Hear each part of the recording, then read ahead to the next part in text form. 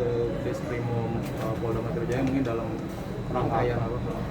Oke, halo teman-teman media semuanya, terima kasih udah nungguin aku karena memang hari ini agendanya aku membuat BAP sudah dari jam 10 pagi tadi, ini udah mau 10 jam karena memang kasusnya cukup pelik. Ini mengenai kasus dugaan tindak pidana penipuan, penggelapan uang, pemalsuan surat, dan pencucian uang (TPPU) itu yang dilakukan oleh mantan pekerja aku, Gita Cinta Kintamani Akbar.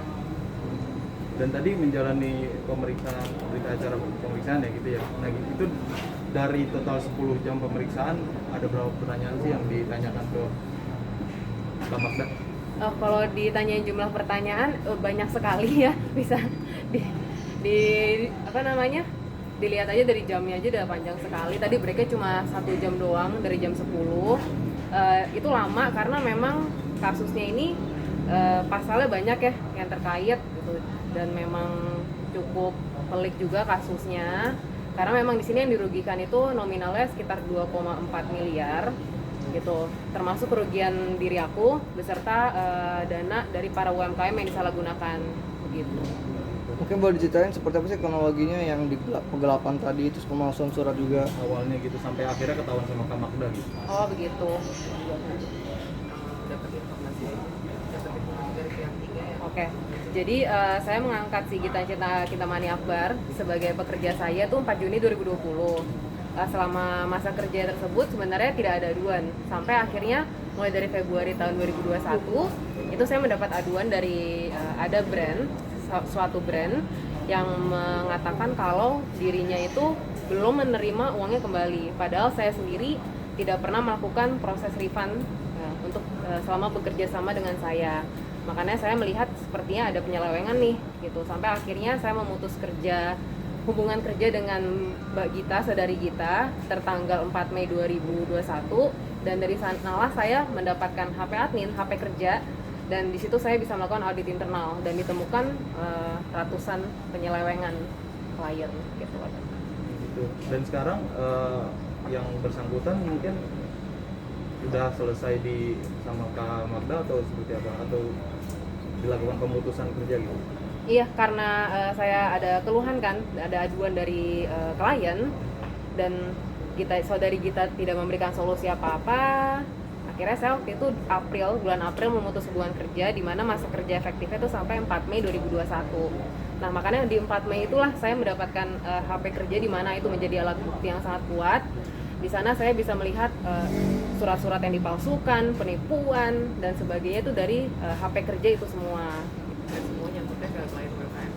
Ya, dan semuanya itu ini yang sangat disayangkan sih, karena memang di masa pandemi ini semua orang ya memang mengalami kesulitan. Tapi kan yang memang yang paling mengalami kesulitan juga pedagang-pedagang kecil ya, UMKM.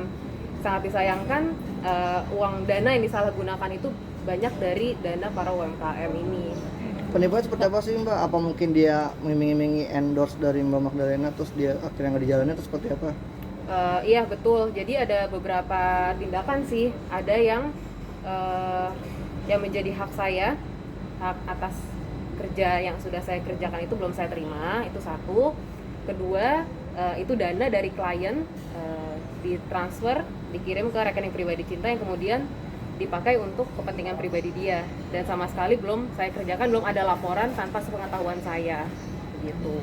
Ya, tapi sebelum kejadian lo IG story itu baru muncul, udah semenjak lo kejadian IG story baru keluar semua tuh klien-klien yang bermasalah. Oh ya, kan banyak kan dari klien UMKM yang tidak dilaporkan ke saya tanpa sepengetahuan saya, ada endorsement, dan Cinta sudah menerima uangnya.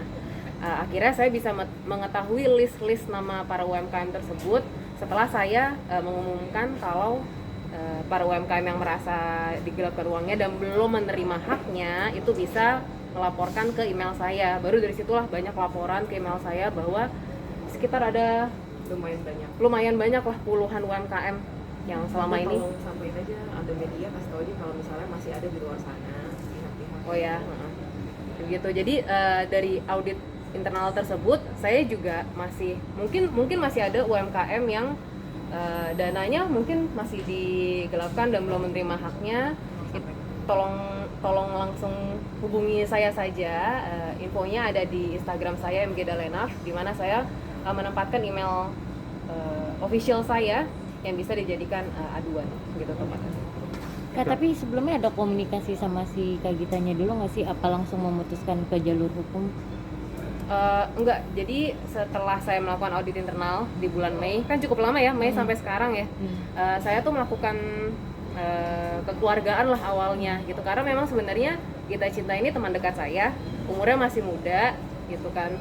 Jadi saya pikir waktu itu tuh lebih kooperatif lah gitu kan, karena mungkin masih punya masa depan dan lainnya gitu. KM yang selama ini. Tolong sampaikan aja, ada media kasih tahu aja kalau misalnya masih ada di luar sana pihak-pihak. Oh ya, begitu. Jadi dari audit internal tersebut, saya juga masih mungkin masih ada UMKM yang dananya mungkin masih digelapkan dan belum menerima haknya. Tolong langsung hubungi saya saja. Infonya ada di Instagram saya mgdalenaf, di mana saya menempatkan email official saya yang bisa dijadikan aduan gitu tempatnya. Kak, tapi sebelumnya ada komunikasi sama si Kak Gitanya dulu nggak sih? Apa langsung memutuskan ke jalur hukum?